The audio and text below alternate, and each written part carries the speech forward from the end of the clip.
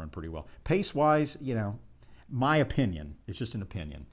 When you're talking 47 and change pace, you're not talking about a great deal of pace.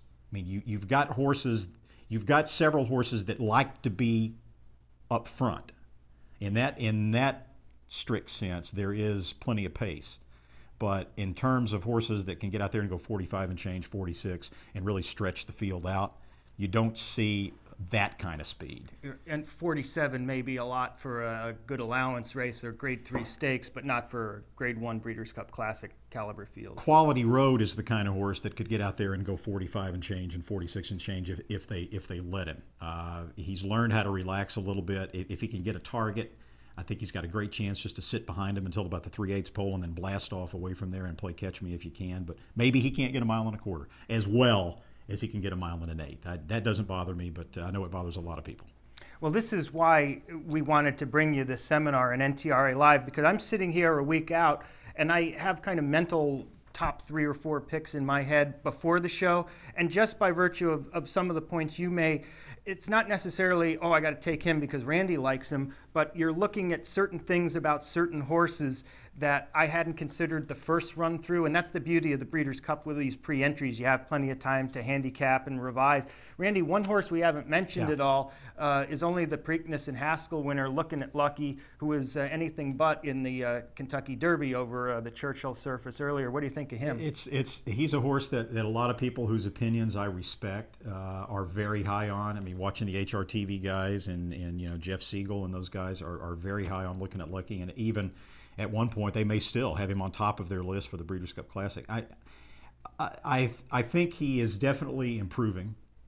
You had to like his race in the Haskell, right? I think that was even maybe a step up from the way he ran in the Preakness, which was a little step up from the way he ran with that treble trip in the Derby. So he's going in the right direction. My good friend and colleague Jerry Bailey hated his race last time out in the Indiana Derby. It didn't bother me at all because of the trip that he got on that particular racetrack on that particular day. It was all against him, and he still was able to win anyway. Yeah, I bet all the races at Indiana Downs that day because I was interested in the pick 4. Didn't cash any of them, but I did play them all. And every horse that won was kind of on or near the lead, close to the rail, and then in the stretch, the horse, whoever was in that position, would just draw away. Looking at Lucky was so contrary to the successful running style of the day. I would think if that 103 buyer, or the fact that he beat The Sky Has No Limit by only a mere length and a quarter, don't let that be the part that takes you off Looking at Lucky, because even Baffert was mad. I think he admitted where Garcia had him early in the race, thought he was leaving him too much to do. It's easy to get over those things after you win, but the way he was ridden was so contrary to how horses were succeeding that day. It was kind of almost a darkened form type of race, I thought. Here's the thing about Looking at Lucky. I mean, I'll just try to bring it up in terms of buyer speed figures. Now, you can expect the winner of the Breeders' Cup Classic to have about a 113 or a 112 buyer based on what these horses have been running. A Whitney-ish buyer, maybe just a little bit better. Looking at Lucky is getting better, as a lot of 3-year-olds do toward the end of his 3-year-old season. And it's not about how fast they've run in the past. It's how fast they're going to run. And you can project that at a 1.25 miles, late in his 3-year-old season, Looking at Lucky's going to keep getting a little bit better. But at this point in his career, he's run a 105 buyer in the Haskell. Is he going to take that big of a step to be able to beat horses like this at this point in his development? That's the main question that I had about him. I couldn't quite take that leap of faith, although next year I think he might be the early favorite in the clubhouse for the 2011 Breeders' Cup Classic. And the only thing your logic is assuming, which may not necessarily be the case, is whether a horse is actually going to run a 116 in this year's Breeders' Cup Classic field. Yeah, that's true. Okay, now I have an under-the-radar horse that you mentioned. I think he was your 6th pick. And now I'm not saying this horse is going to win. Nicky Zito. Yes, Nick Zito. And the horse is Fly Down. Now, I've been hearing a lot about how the pace, you even referenced it earlier, the Jockey Club Gold Cup pace hampered Blame. I don't disagree, but if it hampered Blame, it had to at least have hampered Fly Down as much, who was farther behind than Blame.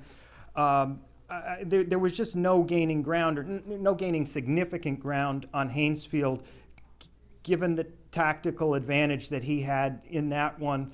I mentioned earlier that not just will Haynesfield be on the lead, but I think Morning Line, Zito knows what to do when he has 2 horses in an entry. I'm not saying that he's going to send Morning Line on any type of suicide mission, but I do think he'll tell the rider of his horse to not let anybody get away with anything up there, because I think he knows Fly Down is probably his best chance to succeed in this race.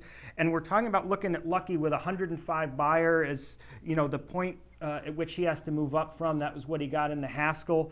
Well, Fly Down's got that same Beyer sitting there in the Travers, which is at 1.25 miles, and he lost by a dirty nose to the unlucky Afleet Express.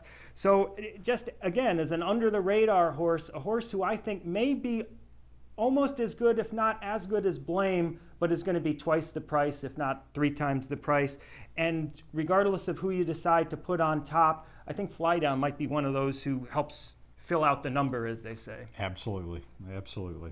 All right, we've gone through all 14 of them here. The over was definitely in vogue there as far as how long it would take Eric and I to go through these. And trust us, we could have spent twice as much time as we actually did, and could have really blown out the bandwidth here.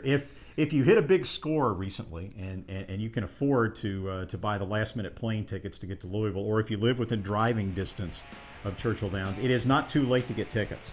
You can go to breederscup.com/tickets for Friday or Saturday, November 5th and 6th. It's a great part of the website. You can actually look at the types of seats you want. You can click on the areas of the track you want to sit in, see what's available. There are still tickets out there. If you want to see Zenyatta go for history, you want to see Goldakova go for history. So many wonderful races over the 2 days at Churchill Downs. Breeders' Cup World Championships, November 5th and 6th. Eric, it's been fun. Enjoyed it. It's been fun. Standing up straight like this for 2 hours, I feel a little bit like Al Gore, but I hope they card more races next year. 14 weren't enough. I wanted to keep going another hour. Except for the time when I knocked your IFB out, it stayed in there pretty well. All right, we are done. Thanks for sticking with us here on NTRA Live. No live racing for a change, but we had a chance to talk about some pretty interesting scenarios here for Breeders' Cup. Thanks for having internet. See you next time.